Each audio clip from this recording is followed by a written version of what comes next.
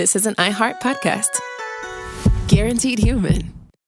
You're listening to a podcast, so you're doing something else too, like maybe scrolling home listings on Redfin, saving places you like without thinking you'll get them, because that's what house hunting has become. But Redfin isn't built for endless browsing. It's built to help you find and own a home. Redfin agents close twice as many deals as other agents, which means when you find a place you love, you've got a real shot at getting it. Redfin helps turn saved listings into real addresses. Get started at redfin.com. Own the dream.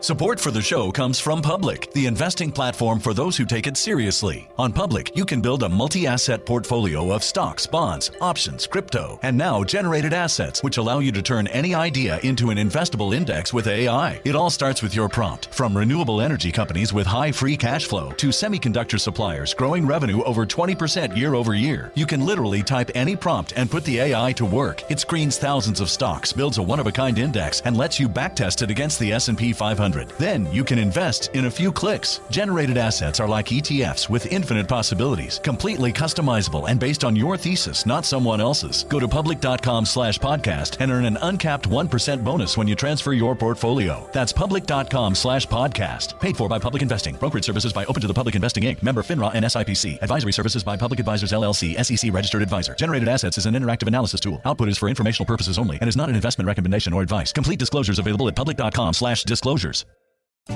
Wasn't that delicious? So good. Your bill, ladies? I got it. No, I got it.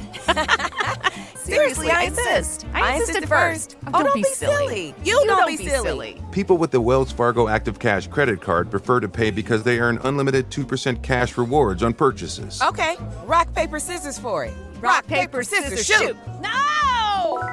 The Wells Fargo Active Cash credit card. Visit wellsfargo.com/activecash. Terms apply. Like a hero, Sophie, I deal with all sorts of stresses that you can't even imagine. Like the stress of writing an episode about Alfredo Stroessner, the dictator of Paraguay. Boom! How's that? Also, the episode started like 20 seconds ago. Yeah, okay. Well, we're doing great. That was perfect. That was such a good introduction. Yeah, no, you Sophie. fucking crushed it, mate. Thank you. Thank you, everybody.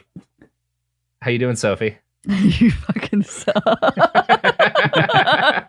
This is Behind the Bastards, a podcast where Sophie and I banter, and then people on the subreddit decide whether or not it's problematic. It's the moral North Star that is our subreddit. Thank God. I just think it's so. I just the subreddit's so funny sometimes where they're like, "Oh, is everything okay there?" It's like, yes, but also no. Yeah, none of it's okay. Yeah. I mean, the thing is, we love our fans, and I appreciate that there's 55,000 people who want to talk about the show in a subreddit. That's kind of amazing. But at the same time, there's like a degree of all of these podcast episodes, everything we do, there's like a script. Today's script for this two-parter is 8,665 words. It's usually between 8 and 10,000 words. But also like a third of the runtime of any episode is just us talking. And the amount of fine-tooth comb going over that people do of like little jokes, or like someone will misspeak, or you'll transpose a couple of letters in a word, and then there's like 30 people talking about it, and it's like, guys, It's incredible. come on, man, we are recording a conversation. You know how those work. Yeah. We've already recorded several other conversations today, so we will make some gaffes. Yeah, chill out. Come on, man, chill out. God bless the people. I know. I love the subreddits, man. I keep in my heart the people who are like just listening to this so they don't have to be alone with their thoughts while driving or vacuuming the house or, you know, shearing a goat, walking the dog. God bless all of you. God bless you, and God bless us, everyone. James Stout, welcome to the program. Thank you, Robert. It's glad to be here. Mm-hmm. Yep, amongst the goat shearers. James, what do you know about Paraguay? relatively little, actually. It's not a big area of expertise for me, so I'm excited to learn. I'm gonna venture to say it's not really an expertise for many people outside of Paraguay. This is not a country that gets talked about a lot. It's certainly not a country that like Americans talk about a lot. I had to like Shocking. really aggressively go into the reading about this to learn much of any, just because like my life, the first 34 years of my life had not provided me with much information passively about the country of Paraguay. Now, Paraguay is, if you're like me and up until recently had not spent much time thinking about the country, is a lovely little landlocked nation bordered by Bolivia, Brazil, and Argentina. And it is perhaps the most doomed little country I've ever read about. Maybe Belgium, but they wound up dooming a lot of other people, and Paraguay never did that. So the subject for our episode today is another dictator, Alfredo Stroessner. And, we got to go through some history before we talk about Stroessner, because as a man himself, he's not like Hitler or like Saddam, where his early life, as dark as it is just this like wacky cavalcade of madness. Stroessner is a guy who is an incredibly effective dictator. He might be the best at being a dictator of anybody we've covered on this show, but he's also the best at being a dictator because he kind of lucks into the perfect situation for a dictator. Paraguay is almost like crafted over the course of about 150 years to be the ideal country to have a dictator like Stroessner. I've never really encountered a situation like this in history, and it's fascinating as a result of that. But it all kind of comes back to the fact that Paraguay might kind of be cursed. They have a rough chunk of history after like the liberation from Spain. Like most of Latin America, Paraguay is founded as a Spanish colony in the early 16th century. And up until the last 20 years or so, it was not democratic in any meaningful way. One book that I read, Paraguay Under Stroessner by Paul Lewis, describes it as an unbroken sequence of dictatorships. Now, that is a nasty way to describe a political situation. It's also worth noting that when we're talking about the 1800s, that's an accurate description for basically everywhere on Earth. Like, you could argue it's not that far off from describing the United States in that period, given the amount of people who are enslaved or otherwise disenfranchised. Yeah. So Paraguay's not alone, in the 1800s in having a bunch of dictatorships. Now, when the country achieved its independence from Spain in 1811, it left behind obviously Spain could be a very brutal colonial master, but it didn't do so in order to take on a more liberatory political system. The architect of their split from Spain, a guy named Dr. Jose Gaspar Rodriguez de Francia, wound up as dictator, and that's probably was not surprising to that many people. He seems to have been fairly popular. He spends 25 years in power, which is a substantial reign for a dictator. Stalin and Mao both only get 4 years more than that. And those are kind of two famously, and this is 1811, which makes it, I think, more impressive. Yeah, because people didn't live for very long. Yeah, so he's in there a long time, and while he's in charge, it is a dictatorship, and he brutally purges, any kind of opposition that attempts to form. But for most Paraguayans, it's a pretty peaceful and relatively positive time. Especially compared to kind of the previous period. It's worth noting that his official title, voted to him by the populace, was El Supremo. Wait, so they could vote for his title, but not for his right to be in charge? When I vote, put quotation marks in there. It's like a thing where they've got a parliament or whatever, or a Congress that's is basically enthralled to the dictator, and periodically he'll have it vote for things, That's kind of the story of Paraguay for quite a while. I don't want to be judging this guy based on his appearance, but this man has a face like a spanked ass, I've never heard anyone described that way. I just put a picture of him in the chat, and I think it'll come to you. He's not a looker.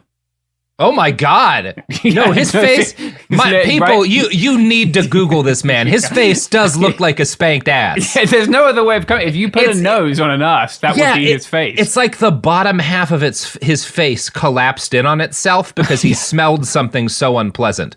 It looks like he's it's powerful. His five head is really It's incredible. What a horrible portrait. I wonder if he killed the person who painted this. Look, if I would, that would be okay. I'm just gonna say it. Yeah, no. Having this portrait made of you justifies at least one murder. This person struck a powerful blow for democracy, consciously or otherwise. So one of the fun things about Paraguayan dictators is that they all are named like luchadors.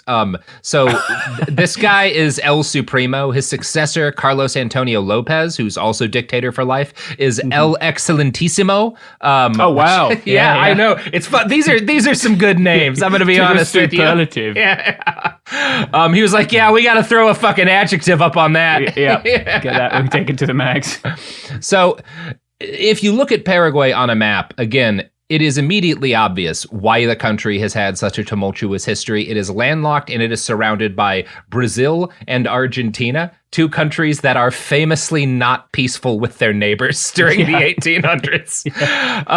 Although it's Paraguay that's going to be starting shit with them. So the early 1800s are not a peaceful time in South America. And given the fact that Paraguay lacked any natural defense. So Paraguay is kind of geographically, you might think of them as the opposite of Switzerland. Switzerland is like such a natural fortress that even with very few people, they could hold off armies many times their size. Paraguay has basically no natural defenses other than that it's hot and there's lots of mosquitoes, which isn't nothing, but like anyone can kind of walk in there and cause problems. And so as a result, its early dictators chose wisely to invest very heavily in the army. They're like, we're probably going to wind up getting our asses kicked if we don't do this. And by the time Carlos Lopez, that's El Excelentissimo, dies, his son, Francisco Solano Lopez, takes power. And at that point, the little country has a military that is larger and more well-funded than one would expect from a country of that size. Unfortunately, Francisco Lopez is he's going to take an ill-advised year abroad to Europe. It's actually more like 18 months when he's in his 20s. Okay. Now, a lot of people go on gap year, and it's go to some raves and be intolerable in Barcelona. Yeah, take some briefly date a German girl who is has interesting opinions on the moon landing. You know, we've all had good experiences on our gap year. Unfortunately, that is not the case with Francisco Lopez, because so his equivalent of entering into an ill-advised romantic relationship from someone he met at a rave is he hangs out with Emperor Napoleon III of France. Friend of the pod. So I'm going to quote from an article in the January 2013 issue of Military Heritage magazine here. He was taken particularly with the glittering martial splendor of the court of the French Emperor Napoleon III. Returning home, Lopez brought back with him several steamships to fill out the embryonic Paraguayan fleet, along with all the guns, ammunition, and gold braid that his deep pockets could purchase. He also brought back... it's the bling that I'm... Yeah, he's getting blinged out. He also brought back a new mistress, an Irish adventuress named Eliza Lynch, who, like many a gold digger before her, catered to her meal ticket's outsized ego, recklessly encouraging his delusions of grandeur and dreams of imperial glory. Now, I don't know how entirely fair it is to blame this Irish chick for what happens next, but that's how that magazine put it. So I can't see Military Heritage being particularly woke on gender issues. So. Yeah, that is very likely. That said, she does come up in any write-up you find of the guy. I think there's a lot going on. I mean, he's a rich kid whose dad was the dictator, and he goes to Europe, falls in love with these European armies, and he builds himself a splendid little army based on the solid base that his dad has left him. In 1857, he's made vice president of Paraguay, and then in 1862, his dad dies and Francisco takes power. And he, from the beginning, he cannot give up kind of these dreams Napoleon had stoked of military excellence. He's a little bit like that doomed Habsburg who's going to get murdered in Mexico right around this same time period. So this little military, very good military his predecessors had built, was adequate, very adequate to the task of defending Paraguay from intrusion by a neighbor. So he's got this toy, like for Lopez, this wonderful army that his predecessors built is like this big shiny toy, and he spends like a couple of years outfitting it and getting it really set up. But the reasonable thing to do if you're Paraguay is just kind of try to keep being Paraguay, right? As opposed to starting a war with the neighbors who surround you and are all much larger. Yep. Lopez, though, he wants to be a big continental power like France. And so in 1864, he decides to take that leap, to throw the iron dice. So Uruguay, which is, pretty close, is racked by a sort of soft civil war at the time between two rival political parties. Again, neither of them is very democratic, but one of these parties is one of these parties, which is like the party in power at the time, is friendly with Lopez and Paraguay. Brazil backs the other party, and in this kind of internecine struggle, the party that Brazil is backing and arming wins. Lopez takes offense to this. He demands that Brazil stop giving military support to Uruguay, and Brazil is like, you guys are like a speed bump. We're Brazil. Of course not. What do you think? We're going to listen to you? They are much bigger. So he makes a questionable decision.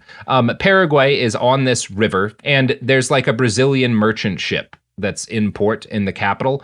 And he has his forces seize that merchant ship. And when they do, they find out that the Brazilian governor of the bordering province of Mato Grosso is on the ship. So Lopez arrests this guy, throws him in a dungeon, and then sends his and then invades Mato Grosso. And it's a very big, sparsely populated province. He basically just marches in, takes the tiny capital town, and then is like, we own this whole thing. So that is a bold, yeah. Doubling the size of his country in one fell swoop. Yeah, and thinking this will probably be okay. So this is a bold move at the best of times. And if he had just wound up going to war with Brazil, that's a tough fight for Paraguay, right? That's like Kansas going to war with the entire state of Texas. It's not, the kind of odds are stacked against him as it is, but he doesn't stop just at taking Mato Grosso, because the next thing he does is he's still pissed that Brazil has backed the side he didn't like in this conflict in Uruguay. So he sends his army to Uruguay to take back power for his people. And at the time, by the way, while he's doing all of this, he has himself get voted the nickname El Supremo. So El Supremo sends his forces off to Uruguay to win some glory. But the problem is that there's this slice of Argentina. I was going to ask if you went across Argentina. And so Lopez asks for permission to send his army through, and Argentina's like, no. What do you of course not. We're not going to let you do this. And so he declares war on Argentina too. So great. What a chat. The third thing that happens is that because of everything else we've talked about, Uruguay winds up declaring war on him as well. So this is a bad situation to be in. And he launches a couple of attacks with his well-made little army, and his well-made little army winds up getting just bashed to pieces, in large part because he is an incompetent commander. After thousands and thousands are dead, it becomes clear to El Supremo that the population of young adult males is not going to be enough to sustain Paraguay's war effort, so he starts drafting children, creating battalions of 12-year-olds to hold the line in suicidal last stands to delay the enemy. For an idea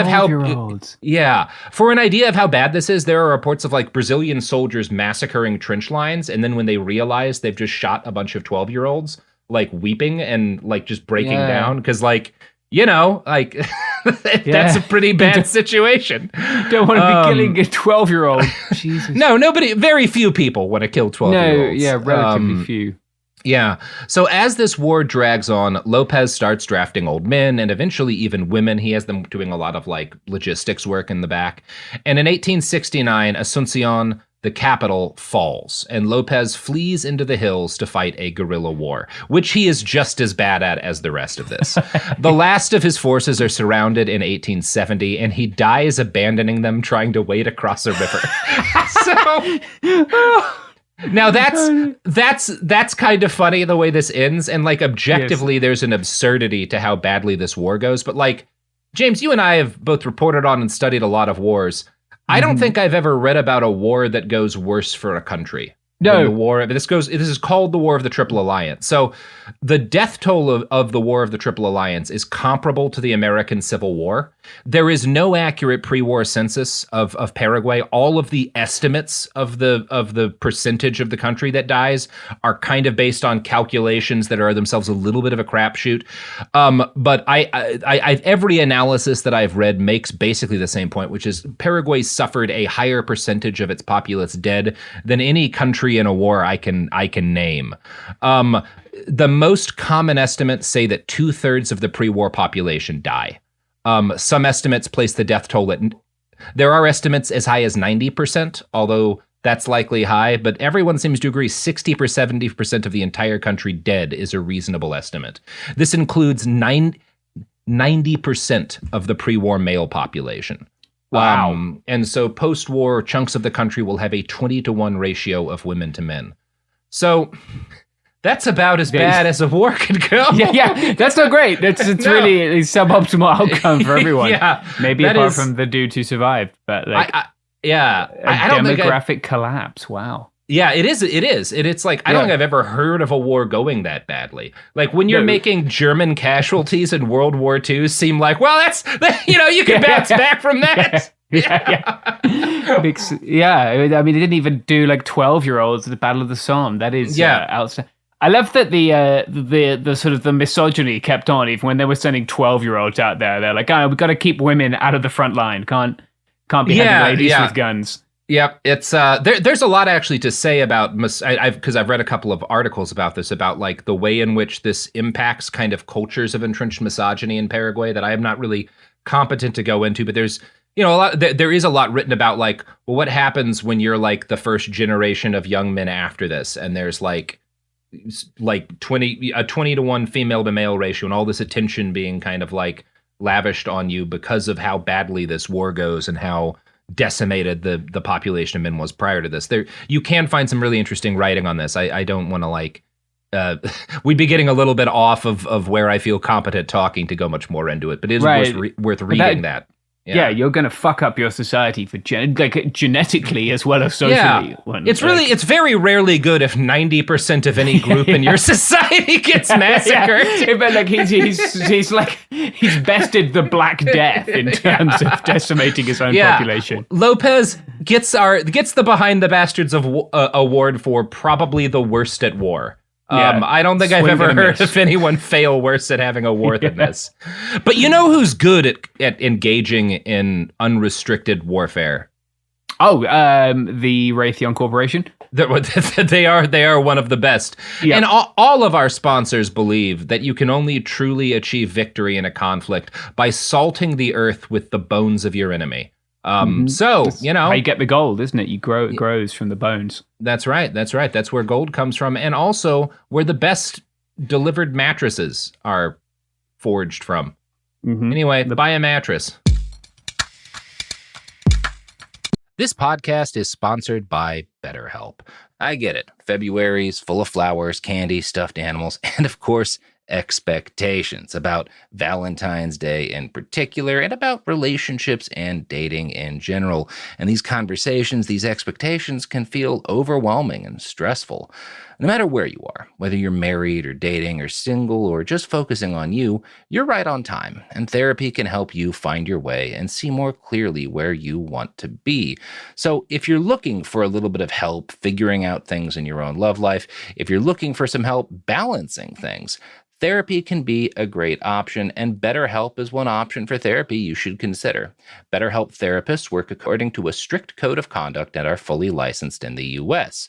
BetterHelp does the initial matching work for you so you can focus on your therapy goals. A short questionnaire helps identify your needs and preferences, and their 12-plus years of experience and industry-leading match fulfillment rate means they typically get it right the first time. If you aren't happy with your match, switch to a different therapist at any time from their tailored recommendations.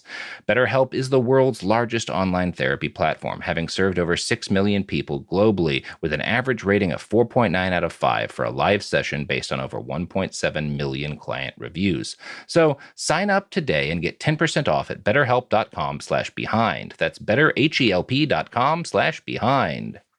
Support for the show comes from Public, the investing platform for those who take it seriously. On Public, you can build a multi-asset portfolio of stocks, bonds, options, crypto, and now generated assets, which allow you to turn any idea into an investable index with AI. It all starts with your prompt. From renewable energy companies with high free cash flow to semiconductor suppliers growing revenue over 20% year over year, you can literally type any prompt and put the AI to work. It screens thousands of stocks, builds a one-of-a-kind index, and lets you backtest it against the S&P 500. Then you can invest in a few clicks. Generated assets are like ETFs with infinite possibilities, completely customizable and based on your thesis, not someone else's. Go to public.com/podcast and earn an uncapped 1% bonus when you transfer your portfolio. That's public.com/podcast. Paid for by Public Investing. Brokerage services by Open to the Public Investing Inc. Member FINRA and SIPC. Advisory services by Public Advisors LLC, SEC registered advisor. Generated assets is an interactive analysis tool. Output is for informational purposes only and is not an investment recommendation or advice. Complete disclosures available at public.com/disclosures.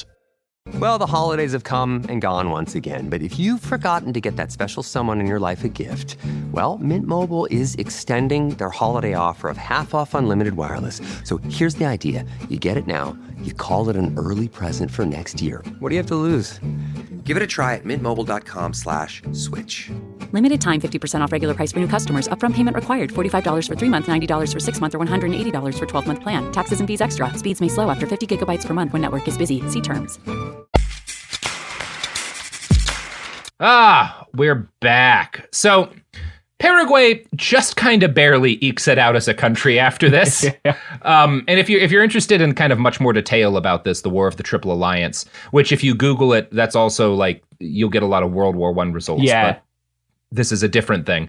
The Lions Led by Donkeys podcast did a good series on this, which you should check out. They go into it, spend a lot more time on it than we are, because this is just kind of setting the scene. So Paraguay, and kind of like there's this series, obviously, afterwards Brazil occupies the country. The countries who had won take about a third of the landmass of Paraguay as kind of part of the war debt. And then there's another like cash war debt that staggers the economy for a few generations.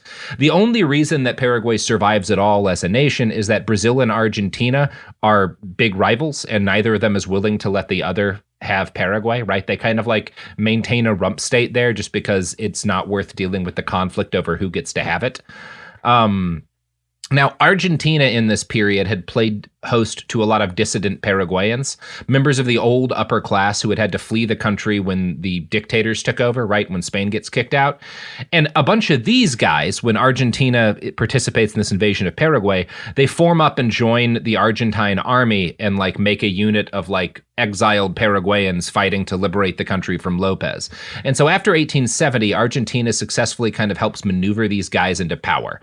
And they draw up a democratic constitution that basically existed as an excuse for these people to sell off all of the state's land and businesses for their own personal profit.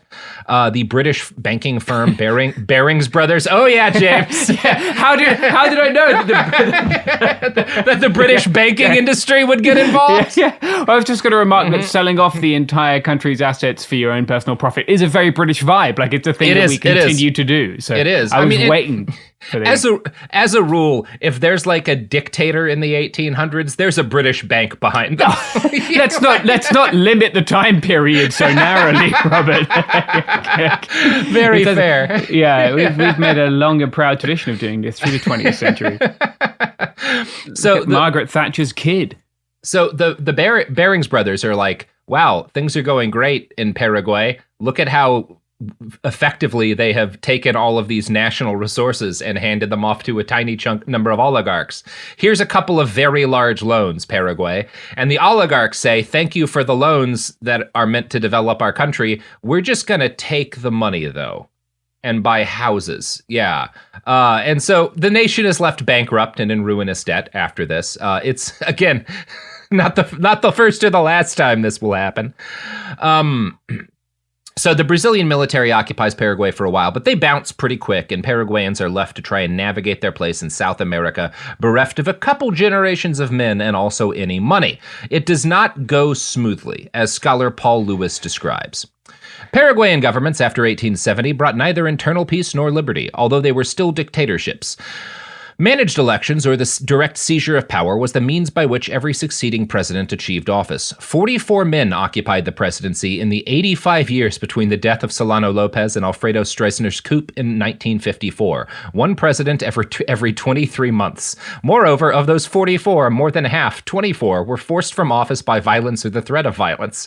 Many of the remainder were simply provisional presidents who headed caretaker governments while the real contestants for power fought it out. 16 of the 24 presidents who were overthrown served for less than a year, and 5 of them were in office less than a month. Amazing. This is a lot of turnover. Yeah. The worst is the period from 1910 to 1912. That is a 2-year period in which Paraguay has 7 presidents and 9 administrations. Outstanding. Again, just wait, because we could still do that in the United Kingdom. We've been pushing for it. Hey, I believe both your country and my country can have 7 presidents in 2 years. Yeah, we'd love to see it. All it's going to take is the Secret Service getting a little bit more into cocaine. And they're already pretty into cocaine. Yeah, no, it's going to be like, get Cocaine Bear up in there in the CIA, and it'll be... I think it would be nice if, like, our president... We adopted like a pseudo-mystical tradition where like the president gets to continue to be president as long as the cocaine bear does not eat him. And when it does, we all agree not to be partisan about it. It's just like it's like that what's its name? Seeing its shadow and deciding we're going to have more winter. It's just like, the bear ate the president. We got to get a new one in there. Are you talking? He's talking about the groundhog. The groundhog. I forgot the name groundhog, Sophie. Staten Island. I'm sorry. Yeah, Phil. Yeah. I recently learned apparently there is another groundhog called Staten Island Phil, but the previous New York mayor dropped it. And then it died. Oh, that's horrible. Oh. Are groundhogs not drop safe? I think it depends on the height and probably the angle of the fall. Did he drop this is another reason cats are superior. Yeah. You can drop a cat all day long. They don't give a shit. Which mayor was this? Do you know? Because I'm just gonna look. Canceled. Staten Island. Yeah. I guess it's. Let's have a look. Staten Island Phil dropped. De Blasio. De Blasio drops NYC. So here we go. Washington Post. Staten Island's famous groundhog died after Bill de Blasio dropped it. Oh, man. Incredible. Incredible. R.I.P. That's the second funniest thing I've He's heard the all Francisco Solano Lopez of New York groundhogs. Yeah, there were pictures. Oh, no, there's a picture of it on its way down. Oh, De Blasio, how far did you drop him? Okay, coming was he standing on a balcony? Was he doing a Michael Jackson with this animal? Oh God! You know, if I had to guess, great. De Blasio would have been at the top of my list of mayors. He's blamed the groundhog for his unpopularity. Wow! Wow! This episode goes out to that groundhog. No. Yeah, this is like, now dedicated to whatever that groundhog's name was. Phil. Staten Island Phil. Mm-hmm. Staten Island Phil. R.I.P. Oh my God, De Blasio! What the fuck? This photo is wild. he really honestly. That also, one. you can't blame the groundhog. No, he's another victim of state violence. This is Bill de Blasio. And I have to say it, another example of classic groundhog shaming, which is a plague in this country. So, back to Paraguay. In the late 1920s, things are finally starting to improve slightly. After that 2-year 7 president run, they start things even out a little bit. Yeah. They get some more competent leaders who start to reinvest. I mean, they're mainly reinvesting in the military, but also not the worst idea, given kind of the situation, because at this point, the late 20s, the only neighbor that Paraguay has not lost a devastating war to, Bolivia, starts sniffing around this region in northern Paraguay called the Chaco. And Bolivians are like, well, the last time Paraguay went to war didn't go good. And like, we could probably take them. And there's this kind of this place, the Chaco is kind of this like wasteland in the northern significant chunk of the country. It's not a wasteland, but that's how it gets described by people. It's like a kind of desertified territory. It looks beautiful, honestly. I'd love to go hike there or something. Although there's a hell of a lot of skeeters. But there's this like the Bolivia becomes briefly convinced because of like they find a little bit of oil there. There's not really oil in the Chaco, but they are convinced that like there's a shitload of oil in the Chaco. And so they're like, let's go invade and take this from Paraguay. And it's kind of obvious for a while.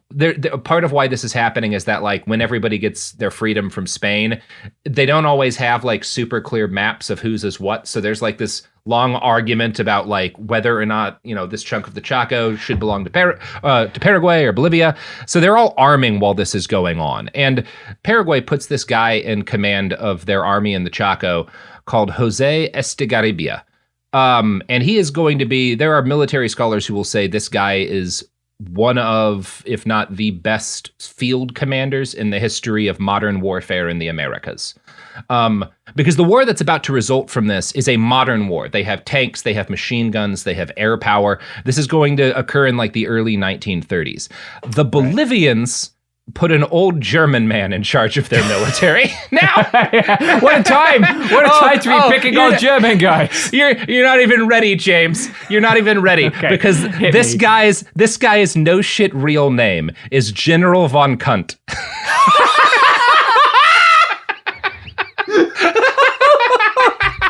You're lying. No, Kundt. Look this shit up. Unreal. I gotta sip. Now I know why Robert's happy on this episode. Oh, he's called Hans Kunt. Yeah, it's Hans von Kunt. Unbelievable. I was going to say he was born Kurt. Yeah, this guy, from the day he was born, was fucked. Yeah. Look, so this guy, first of all, the von means that he's German nobility. He is a German officer. What does the cunt mean? Well, let me tell you the rest of the story. So he is a German general officer throughout the First World War. In the Eastern Front. And he has a reputation for two things. One, he is a competent logistical commander. And two, whenever there's any kind of combat, his go-to tactic is to throw every man he has into a suicidal headlong charge. He is one of the worst German field commanders. He is terrible at what he's doing. He gets a shitload of men killed, but he becomes after the war a celebrity in Bolivia. Now, this is very the question of like, why is this guy so beloved by the Bolivians? A lot of it is that like he loves Bolivia. Like he moves there after World War I. He gets a job kind of acting as an instructor for the Bolivian military. This is very common at the time too. I mean, you have to remember that while von Kunt is very bad at what he does, I know. The German military has just almost won a war against the world. So all of these little countries and big countries in South America are like, the best people we can get to help us reform our militaries is some German guy, right? Because like they came pretty close to winning. So the Bolivians fall in love with von Kunt because he's just kind of this, despite the fact that he's shit-eatingly incompetent, he looks and talks like this like archetypal image of the Prussian military genius. And they just all kind of buy it. Paraguay's army is commanded by Estigarribia, who's one of the best military leaders in the modern history of the Americas. And so the Chaco War, which results when Bolivia invades, is a fascinating conflict. It is going to be a testing ground for a lot of tactics that are key in World War II. This is not a military history podcast, so we're not going to labor long on the specifics, but there is one key detail I think we need to talk about, which is that when the Paraguayans start arming up in the late 20s and early 30s, they have to make one of those tough decisions that countries who don't spend $1 trillion a year on their army have to make, which is like, what kind of artillery do we buy? Because we can't afford a lot of it, and we can't afford many different kinds. So we're either going to be getting a few big guns or a lot of little ones. Now, World War I had proven that modern wars can't really be won without big guns, but big guns come with all sorts of logistical hurdles, and Paraguay did not have the industrial base to manufacture the kind of shells and parts that larger field pieces needed. Artillery was also super vulnerable to air power, and Bolivia had an air force that outnumbered Paraguay's more than 2-1. So the very savvy Paraguayan military planners decided, instead of buying a bunch of a few big field guns that planes can bomb, why don't we just get hundreds and hundreds of 81 millimeter mortars? We'll just get a shitload of little mortars. And these are like man-portable indirect fire weapons that you can camouflage easily. You can like pick them up and run like a motherfucker after shooting some stuff off. And they fire a small enough shell that Paraguay could afford to make it indigenously. This was a huge success. Paraguay becomes maybe the first nation to use mortars effectively in a modern combined arms sense in the 20th century. They use mortars very similarly to how you're going to see them used in Ukraine and stuff during this conflict. And they just massacre the Bolivians. This war goes terrible for Bolivia, despite having by far more men and tanks and stuff. And one of the officers who is in command of a bunch of mortars during this war, I think he winds up at the end in control of a mortar regiment that helps to win the Chaco War, is a guy who eventually a general named Alfredo Stroessner, right? That's the job that the big job Stroessner does, is he is a mortar commander. Now, Stroessner's father, Hugo, had been part of the massive German diaspora that had moved to South America in the years leading up to the First World War. Hugo was a Bavarian who'd worked as an accountant for a brewery. His mother was the daughter of a wealthy Paraguayan family she's actually a mix of Basque and indigenous Paraguayan descent. Yeah. And so Stroessner, a lot of privilege, but the fact that his dad is German, they have a lot more like money than most people, and his mom comes from a family with money too. He enrolls in a military school when he's 16, and by the time the Chaco War breaks out, he's 19 years old and has established a reputation for himself as a competent leader who has earned the respect of his men.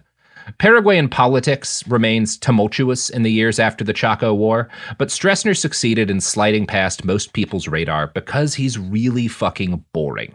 I haven't found a lot on this guy's early life, on his childhood and stuff, but it seems accurate to say, based on the stuff I have read that goes into detail, that he is a quiet, sober man whose main hobbies are chess, fishing, and a weekly poker game. He gets married to a school teacher who's a few years older than him in 1940. They have 3 children. And most people who knew Stroessner at this point in time would be like, yeah, he's a quiet family man. He plays a lot of chess. He's about as boring a guy as you're going to get. In 1940, he gets picked for advanced training at a military college, and he returns home a major whose superiors call him a complete officer who was discreet and circumspect. Again, everything about this guy is he is quiet and competent, and not really worth talking about in much detail outside of that. Which is, again, we just finished our episodes on Romania and Ceausescu. You always got to watch out for the quiet guys. Yeah, he didn't end up so quiet. If you ever meet someone who is quiet and competent, bear mace them. That's the only thing to do. Mm-hmm. Somebody changes your car oil. Quiet and competent mechanic, mace them. Do it to anybody who's good at anything and humble. That's the only way we can save ourselves from another Alfredo Stroessner.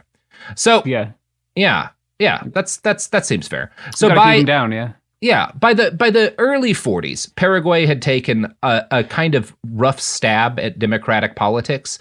This never goes great for them, and the parties that they have are never very committed to any scheme that might make them give up power if they happen to take it. The largest conservative party in the country is the Colorado Party, and it has both a democratic wing, which means a wing that cares about democracy, and a wing that doesn't so much care about democracy. And in the early 40s, that second wing is run by a man named Juan Natalicio Gonzalez. Now, he'd been involved in a number of violent protests and one failed revolution before, for which he'd been exiled and then sent to a concentration camp from which he had escaped. So Gonzalez has quite a background.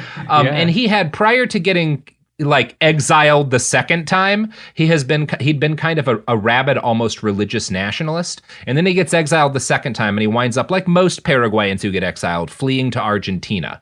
And while he's in Argentina, he meets a bunch of socialists who have also been exiled because they had tried to do a revolution. And these socialists, even though they're pretty left-wing guys, also happen to be nationalists. And so Gonzalez becomes more and more convinced that the right politics for Paraguay might be some kind of, you'd call it national socialism. Yeah, I can see where this is going. It's bad. Now, James, I know what you're saying, but this is the mid-30s. No one else has thought of national socialism in this period of time. Yeah. Alarm bells are not being rung around the world. Mm-mm. There's no evidence of like how this could go badly in the mid 1930s. So Gonzalez becomes we've just been joking about this. Gonzalez does accurately identify one of the biggest problems with Paraguay, which was the kind of economic liberty, like the economic liberalism that has allowed a tiny number of elites to buy all of the land and natural resources in the country, right? He recognizes this is a huge problem that is just a justification for the rich to take advantage of the poor. Now, the leader of Paraguay at this point in the early 40s is a dictator named Marengo. In 1940, he had suspended the constitution and banned political parties, like you do. But in 1946, he legalized political activity again and formed a cabinet with the Colorado Party and a Democratic Socialist Party. Now, Gonzalez is back in the country by this point, and he does not like the idea of the Colorado Party sharing power with a coalition government. So he starts to build a street fighting movement for the Colorados in order to beat and murder their opponents in the streets, kind of themed after the SA in Germany. Yeah, a little bit of that vibe I'm picking up. Yeah. Now, things come to a head at the start of 1947, which brings Paraguay a fun new civil war called the Barefoot Revolution. The side shook out roughly to every other political party and most of the officers on one side, and just the Colorado Party, but a bunch of soldiers also on the other side. And it's ugly. It's very short, but extremely bloody. And one of the reasons why the Colorado Party wins this civil war is that Alfredo Stroessner is a general by this point, and he is in command of the country's largest artillery division. And when you kind of just have one artillery division, and the other side doesn't have an artillery division, you know what it's very easy to do. Yeah. It's just kill everybody. That's a real tough one to overcome. Yeah. Now, so Stroessner is a big part of why his side wins this civil war. And over the next 2 years, things do not calm down, though. There are, in 2 years, 6 coups and counter coups, and Stroessner participates in 4. So he is, by like the early 50s, he is like one of the most experienced coupers on the planet. Like, this guy could give notes to the CIA. Oh, you guys are doing a coup? No, I've been in a bunch of those, let me tell you. Let me walk you through the basics. Mm-hmm. Now, it is a well-known fact that carrying out coups it's like eating potato chips. You never stop with one, right? And in Stroessner's case, he does like 5. And in 1954, he decides it is his turn to be the man doing the coupping. He had succeeded in gaining the support of the military by this point, and Gonzalez's wing of the Colorado Party. And now I'm going to quote from an article in Vanity Fair by Alex Shumatov. The coup took place while all of Asuncion society was at the Philharmonic. Legend has it that the shooting started just at the thunderous beginning of Beethoven's Fifth, da-da-da-dum, and everyone thought that it was part of the show until soldiers burst onto the stage and announced that a coup was underway. Thus began the strun. This is not a thing that has not happened before either. Like this is a way to do coups. Oh yeah, look, if you're not timing your coup with an orchestral presentation, like at the Philharmonic, what are you even cooing, right? Yeah, like, come on. It's a coup without culture, and it's not really a coup at all. Have a little bit of art, you know? That's all I'm saying about a good old-fashioned coup. It's you know... Yeah, you could do it in a Mahler piece, because, I don't know, have you seen Mahler's Hammer? No.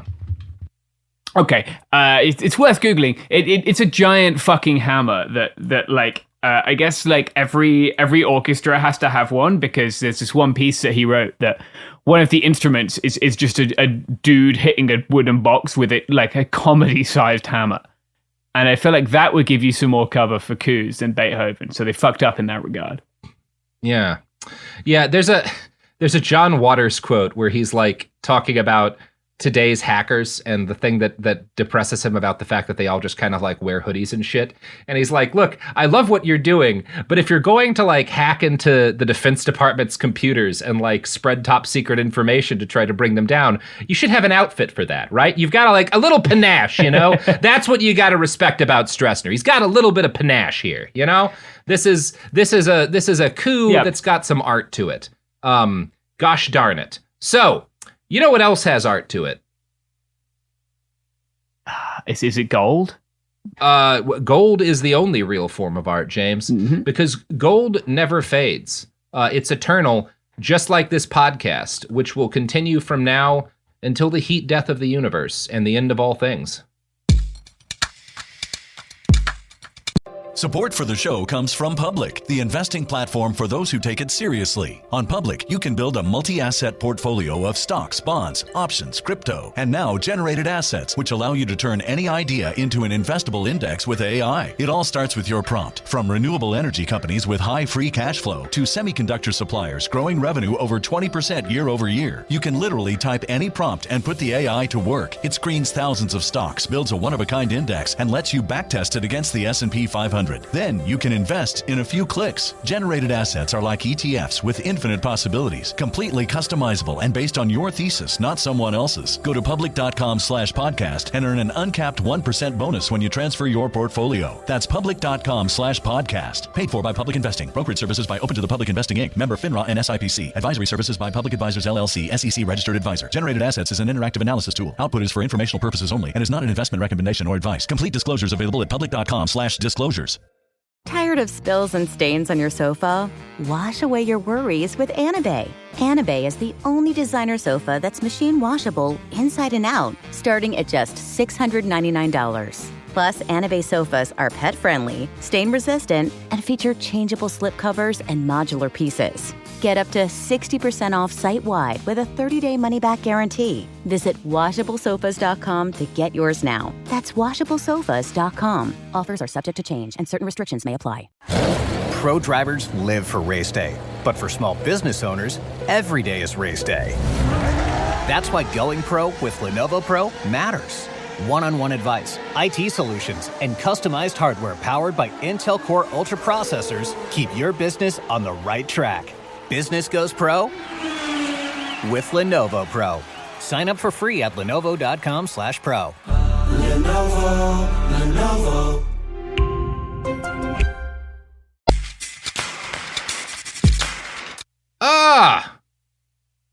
What a great time. We're all back. We're talking about the beginning of the Stroessner era. So the period of time that he's in power, his regime, is known as the Stronato. And it's one of those things where like a lot of this is sort of there's this kind of concept in Paraguayan politics that's evolved over the last 100 years or so called, I don't know how to pronounce this, but Mbarete, which is an indigenous Guarani word meaning like the law of the strongest, right? This is a strongly believe this is just kind of like we've gone through the history here, right? This is the habit of the time, right? It's been nothing but strongmen dictators. And to be frank, like if you're one of these people who's living through these periods where there's like 7 coups in 2 years, you might just find yourself wanting someone strong enough to stop it, right? Someone who could actually hold on to power so everyone can get their fucking breath. He comes to, like, Stroessner it's not going to be easy for him to solidify power because Paraguay is famously unstable, but also he has this benefit that very few dictators get where everything has been so bad for so long that people are willing to put up with a lot from a dictator if he can actually hold things together. And like, we talk about how the instability of the Weimar years contributed to the rise of the Nazis. That's not a long period of time. This is like 100-something years of constant chaos and bullshit. So given the fact that Paraguay goes through presidents like porn directors go through lube, the fact that Stroessner manages to make himself dictator is, again, not in and of itself impressive. Someone had managed to do that about every year since 1870. What's impressive is that he'd held on to that title he holds on to this title. He's in power for 35 years. That is almost unprecedented in world history. Saddam rules Iraq less than 30 years. Stalin is in power for like 29 years. Mao is in power for like 27 years. It is extremely uncommon for a dictator or a king at any point in history to reign for more than 30 years. Very, very rare. The fact that Stroessner does this in a place as unstable as Paraguay means that he's doing something competent from like a consolidation of power standpoint, right? He's good at what he's doing, not in a moral sense, but just in this is not an easy situation to handle. So obviously, one of the things that Stroessner has to deal with as soon as he takes power is the fact that there's going to be a million other people who are already planning to coup him out of power and take power themselves. And I want to quote now from an article from that book by Peter Lambert.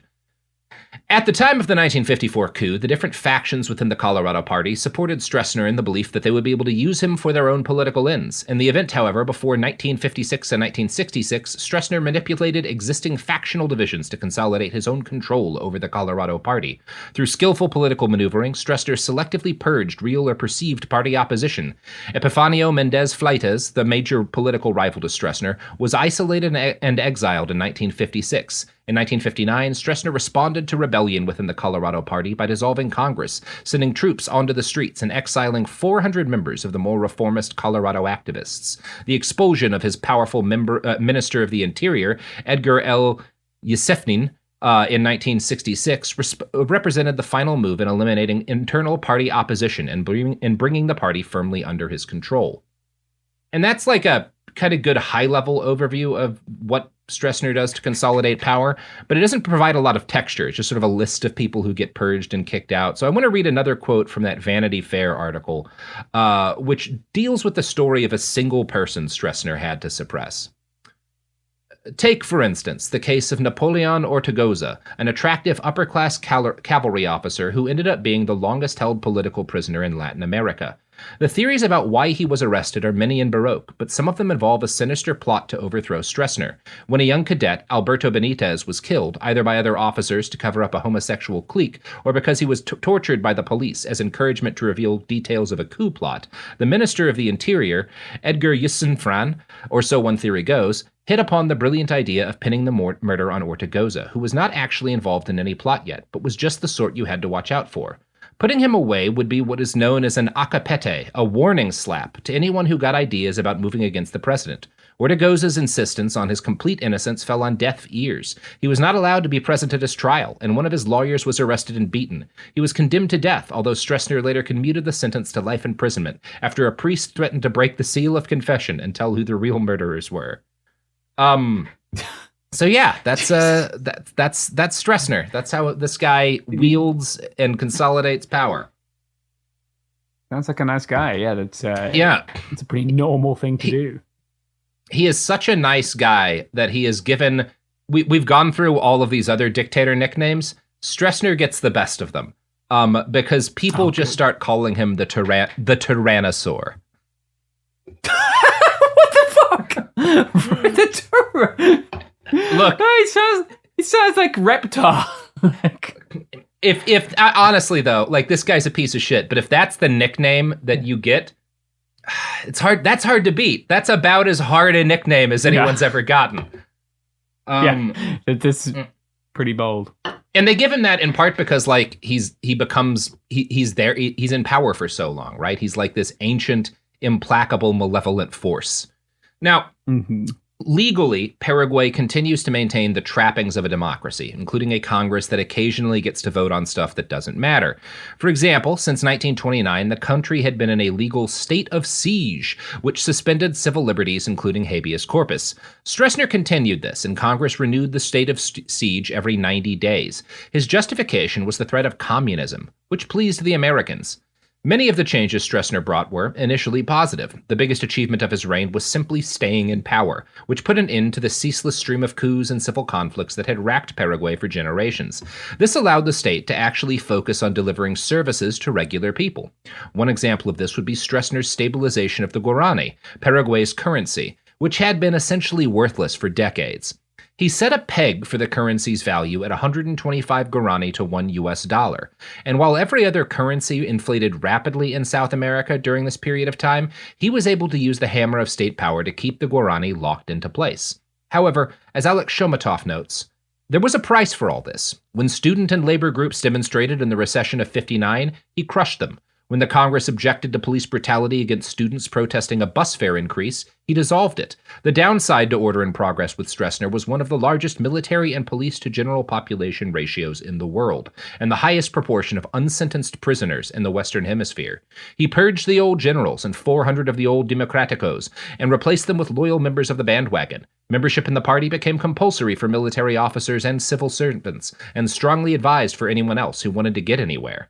In the various sham elections, he received more votes in some rural areas than there were registered voters.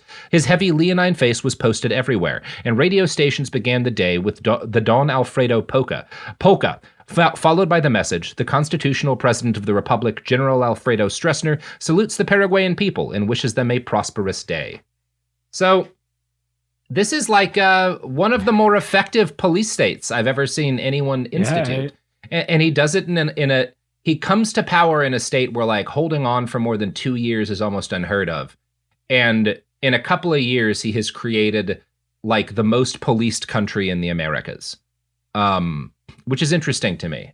He's a very fast and efficient worker. Yeah, that is like he like builds a state around himself. Yes. Yeah, around himself and like his maintenance of power. But he also gives people a reason for wanting him to stay in power, which is that, for one thing, we're not dealing with these constant overthrows of the government anymore. And as a result, while there's all this chaos in a lot of other parts of Latin America, that's not happening here. And our currency is maintaining its value. It's kind of worth noting, we're about to talk about the U.S. is very involved in Stroessner's regime, but this is the only country, and they're part of Operation Condor, right? But Paraguay is the only country that's involved in Condor that the CIA doesn't do any domestic, like they don't have to fund any right-wing rebel groups they don't in Paraguay. They don't need to. He has such a hold on power. And, you know, there's other things that he does during the early period of his reign, development projects that provide a lot of jobs for Paraguayans. He builds a road to Brazil that brings new options for trade. Well, he has people build that road. And when he comes to power, there's no storm drains in the capital. There's no running water, really. There's not regular electricity. All of those things come to the capital, like once Stroessner is in power. And a part of that's just because, like, well, we're not fighting this endless series of coups anymore, so we can spend some of our resources on making this place livable. A lot of why he has the money to do this is because he decides to bill himself as an anti-communist. Now, there's people who will argue that he was not really ideologically, he didn't really care one way or the other. He would have been a socialist if that had been the way for Stroessner to be in power, right? That's a thing that some people will argue. But he's wise enough to see that, like, well, it's the 1950s and 60s. If I bill myself as an anti-communist, I can get a lot of that sweet-ass America money. And, you know, that's kind of the best way to improve your material base in Latin America at this period of time is have like the CIA black budget shotgun money your way. So the month after he takes power in 1954, U.S. development aid to Paraguay increases by 50%. Between 1954 and 1960, the country gets $24 million from us. And we send advisors and CIA agents into Paraguay to train the police in advanced torture techniques. Because he's like, we're not good enough at torturing. And America's like, oh no, we got guys who know how to do that. We'll get them right in there. And the reward for the U.S. here is in 1958, Nixon tries to go to Venezuela. He goes to Venezuela and he gets like pelted with rocks. But then he heads to Paraguay afterwards, and he's like met in the street with adoring crowd. Stroessner stage manages it. Nixon gets a great photo op out of the situation. So, you know, it's all worthwhile for the U.S. Nixon got a nice photo. That makes those styles to do. Yeah, I've seen the photo of Nixon getting pelted with rocks, and I used to live in Venezuela, and that's a proud moment. Proud moment. Yeah, like I've been shown this photo. Of course, like that is what could be prouder than throwing a rock at Richard Nixon? Not enough people in this country threw fucking rocks at Richard Nixon, if we're being honest. We should all have been throwing rocks at Richard Nixon. That is beyond debate. There should be a bipartisan consensus on that, I feel like. We could have ended the Cold War. Anyway. But get enough people throwing enough rocks at him. The bold people of Venezuela picked up where we left off. Yeah. Tragically, in Paraguay, Stroessner's able to stop any rock throwing. Now, that same year, the same year Nixon visits, 58, a left-wing guerrilla leader attempts to invade Paraguay. He brings with him 458 soldiers trained in Argentina who attempted to infiltrate the country and start recruiting for an insurgent war.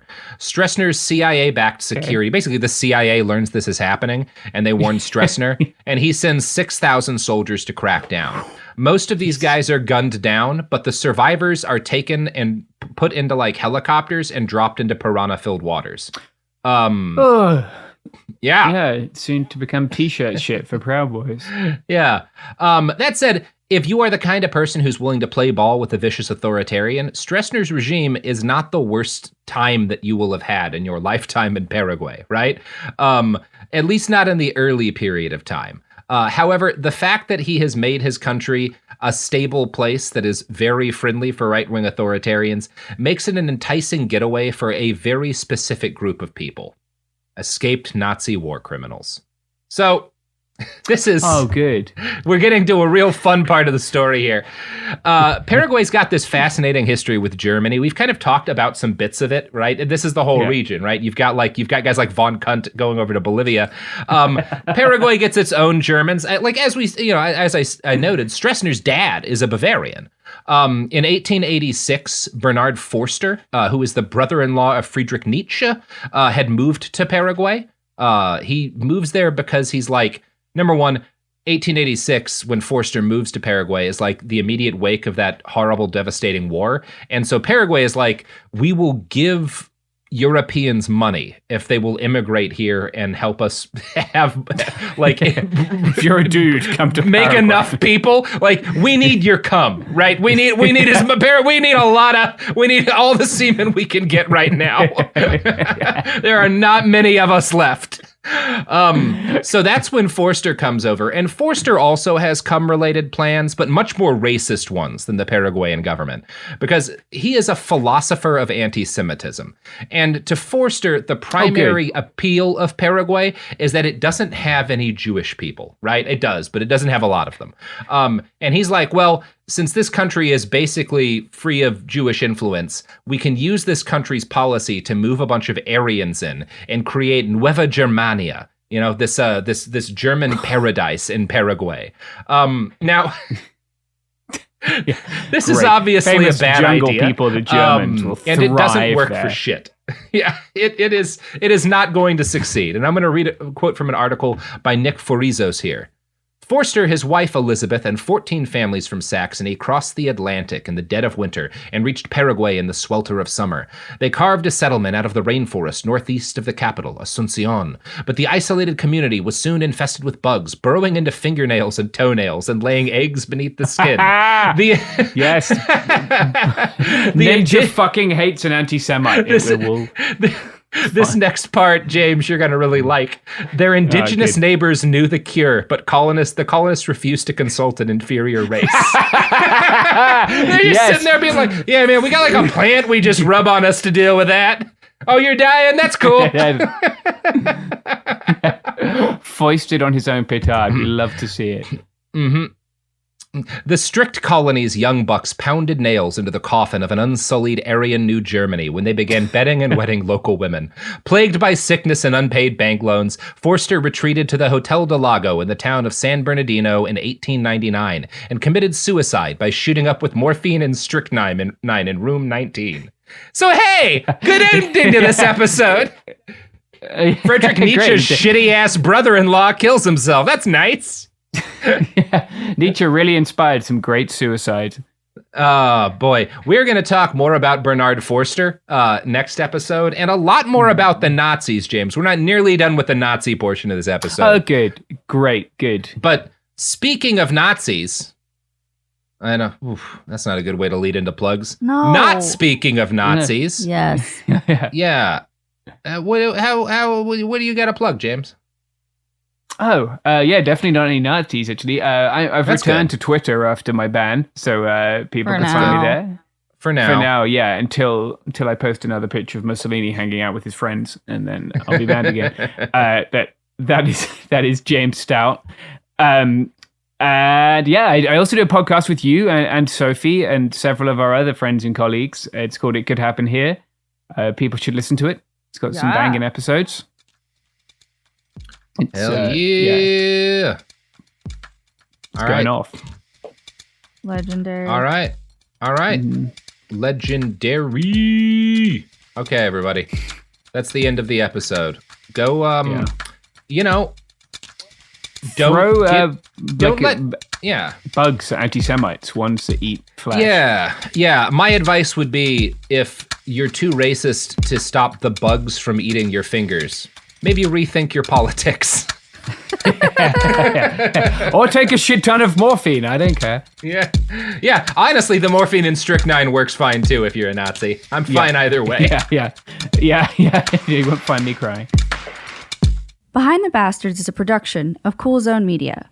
For more from Cool Zone Media, visit our website, coolzonemedia.com, or check us out on the iHeartRadio app, Apple Podcasts, or wherever you get your podcasts. There's a difference between liking a house and actually getting it. Redfin is built to make up that difference and close the gap between finding and owning the home for you. Redfin agents close twice as many deals as other agents. So when you find a home you love, you're not a step behind when it comes to making an offer. That means less watching great homes disappear and more focus on the one you'll call home. Redfin helps turn saved listings into real addresses. Get started at redfin.com. Own the dream. Tired of spills and stains on your sofa? Wash away your worries with Anabay. Anabay is the only machine washable sofa inside and out, where designer quality meets budget-friendly prices. That's right, sofas start at just $699. Enjoy a no-risk experience with pet-friendly, stain-resistant, and changeable slip covers made with performance fabric. Experience cloud-like comfort with high-resilience foam that's hypoallergenic and never needs fluffing. The sturdy steel frame ensures longevity, and the modular pieces can be rearranged anytime. Shop WashableSofas.com for up to 60% off site-wide, backed by a 30-day satisfaction guarantee. If you're not absolutely in love, send it back for a full refund. No return shipping or restocking fees. Every penny back. Upgrade now at WashableSofas.com. Offers are subject to change, and certain restrictions may apply. There's no championship league for small business owners, but if there was, you'd be at the top of the standings. Because going pro with Lenovo Pro means you've got the winning formation. One-on-one advice, IT solutions, and customized hardware powered by Intel Core Ultra processors help you stay ahead of the competition.